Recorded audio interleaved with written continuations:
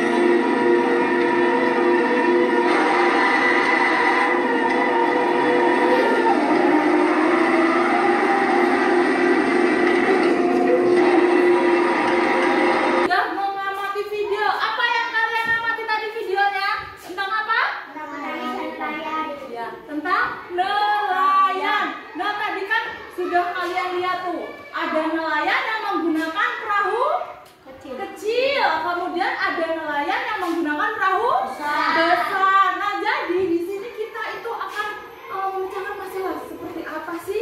Kita cari tahu nelayan tradisional itu seperti apa, kemudian nelayan modern itu seperti apa. Nah, tadi sebelumnya kan Akila sudah membaca teks tentang apa tadi? Akila membaca teks tentang apa?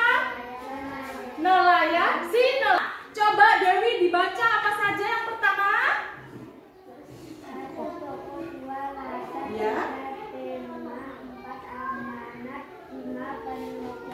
Iya, kasih tepuk tangan dulu untuk Dewi. Ya, unsur-unsur intrinsik dalam cerita itu ada 5. Yang pertama ada tokoh, yang kedua ada latar, yang ketiga ada tema, yang keempat amanat, dan yang kelima penokohan atau perwatakan. Nah, kemudian tokoh itu dibagi menjadi 3. Ada yang masih ingat apa saja tokohnya? Protagonis, kemudian apa lagi? Antagonis, kemudian apa lagi? Tritagonis. Protagonis itu tokoh yang seperti apa, teman-teman? Baik atau jahat? Baik. Jadi protagonis itu adalah tokoh yang bersifat baik. Kemudian antagonis, tokoh yang jahat. Kemudian tritagonis itu adalah penengah antara tokoh protagonis dan tokoh antagonis. Nelayan tradisional. Nah, tadi kalian sudah lihat tuh dalam video. Nelayan tradisional itu dia mencari ikannya menggunakan apa? Jari. Kemudian apa lagi tadi? Jalan pancing. Bubu, kemudian tombak. Nah, perahu yang dipakai tadi perahunya besar atau kecil? Iya, kecil. Jadi kalau nelayan tradisional itu menggunakan perahu yang kecil. Perawatannya juga masih tradisional, masih menggunakan panci, kemudian menggunakan bubu, kemudian menggunakan jaring dan tombak. Dia belum menggunakan teknologi yang modern, masih menggunakan teknologi yang sangat tradisional. Nah, di sini alat yang digunakan itu yang pertama adalah jaring. Kalian tahu kan jaring itu seperti apa? Tahu. Ada yang pernah nyari ikan menggunakan jaring? Dapat banyak ikannya? Iya, tapi pasti tidak akan sebanyak yang menggunakan jaring besar. Nah, untuk yang alat yang kedua yaitu alat pancing. Dan pasti di sini nih anak-anak cowok ini pasti sering mancing ini. Ada yang sering mancing? Ada. Iya, mancingnya di mana biasanya? Terakhir yaitu tombak. Ada yang tahu tombak? Ada. Tahu ya seperti apa tombak? Iya betul, yang pakai bambu. Misal ada ikan nih, tombak lagi belum tentu kena padahal ya, susah kan ya menggunakan tombak. Nah, itu alat-alat yang digunakan oleh nelayan tradisional. Ada, kemudian gong. Nah, yang sering digunakan oleh nelayan modern itu rata-rata adalah pukat harimau. Tadi lihat di video yang jaring dan disebar ke seluas itu tadi di laut. Nah, itu yang disebut dengan pukat harimau. Jadi pukat harimau itu seperti jaring raksasa yang digunakan yang memang sudah terpasang dalam kapal tersebut, kapal yang besar. Apalagi pekerjaan apalagi yang menghasilkan barang? Yuk, apa? Iya, peternak boleh, nelayan boleh, apalagi? Petani. Ya, kasih tepuk tangan dulu buat teman-temannya yang bisa jawab ya. Ada petani, ada peternak, ada nelayan. Kalau petani menghasilkan apa? Petani. Sayuran bisa, buah-buahan bisa ya. Jadi petani itu menghasilkan sayuran, menghasilkan buah-buahan dan jadi menghasilkan barang. Kemudian produksi itu adalah kegiatan untuk menghasilkan barang, kegiatan untuk menghasilkan kue, kegiatan untuk menghasilkan buku, kegiatan untuk menghasilkan meja, kegiatan untuk menghasilkan topi. Itu disebut dengan produksi atau kegiatan mengolahnya itu disebut produksi. Kemudian distribusi, setelah dibuat nih, kuenya dibuat, bukunya dibuat, kemudian didistribusikan atau disetor-setorkan.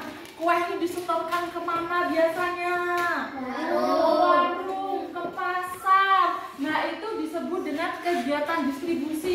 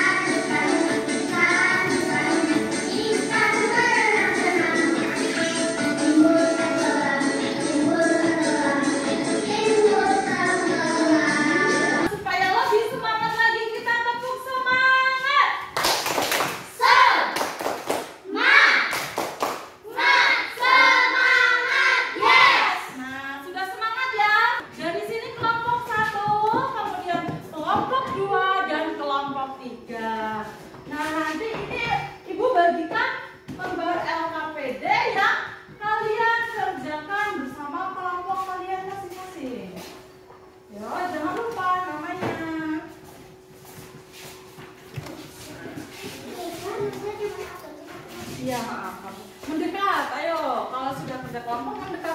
Posisinya didekatkan. Nama kelompoknya tulis di sini. Kemudian nanti kan pertanyaannya di belakang sini.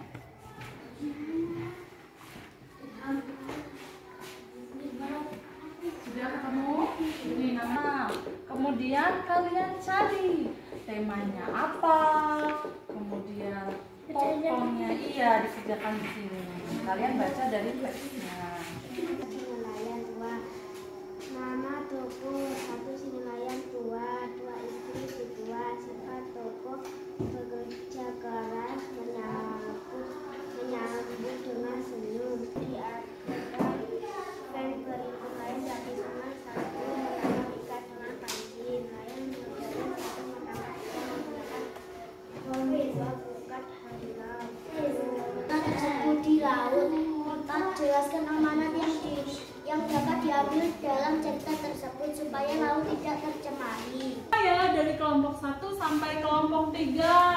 Dari tadi tentang unsur, kita menganalisis unsur jalan cerita. Kemudian kita tadi juga mengamati atau menyajikan persamaan dan perbedaan penggunaan teknologi untuk pelestarian sumber daya alam. Kemudian juga kalian sudah mempresentasikan laporan pengamatan kalian tentang jenis kegiatan ekonomi yang ada di lingkungan sekitar kita. Nah, untuk jawaban yang paling tepat itu ada di kelompok 3. Kasih tepuk tangan dulu untuk kelompok 3. Nah, untuk kelompok 3 kita berikan tepuk wow yuk. Yuk, sambil berdiri. Yuk, kita kasih tepuk wow. W O W O. Wow, wow. Tepuk tangan dulu untuk semua kelompok. Untuk kelompok 1 sampai kelompok 3 semua jawabannya bagus. Tapi yang paling cepat ada di kelompok. Itu sudah tidak kelompok ya.